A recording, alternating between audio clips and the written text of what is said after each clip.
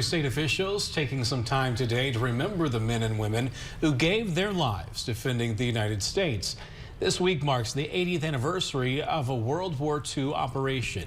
More than 200 Missouri soldiers died at the Battle of Exercise Tiger. Capitol Bureau Chief Joe McLean reports on the ceremony that also honored a Missouri Marine who died just last week.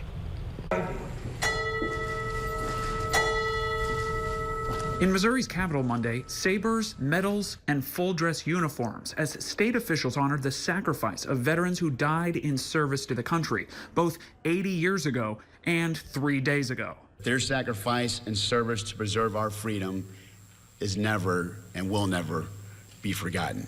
The main ceremony remembered the 80th anniversary of the Battle of Exercise Tiger. It was part of a series of dress rehearsals for the D-Day invasion of Normandy, which was ambushed by German submarines. At least 749 U.S. soldiers, including a unit with 202 Missourians, died in that attack. But the terrible loss paved the way for a vital victory. They learned from the mistakes from that particular situation in order to save additional lives come D-Day. Monday's ceremony also took time to honor 23-year-old Marine Sergeant Colin Arslanboss, a Missouri native who died in a training exercise Friday in North Carolina.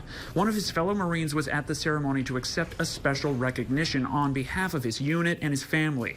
Haynes said, whether it's 80 years ago or just days ago, these sacrifices must not be forgotten. When a soldier loses his life in combat or in preparing for combat, we need to thank them for that ultimate sacrifice that has been given, that they have given. Their family suffers. The rest of the community suffers because we have lost one of Missouri's most precious assets, our people. In Jefferson City, Joe McLean, WGEM News. Today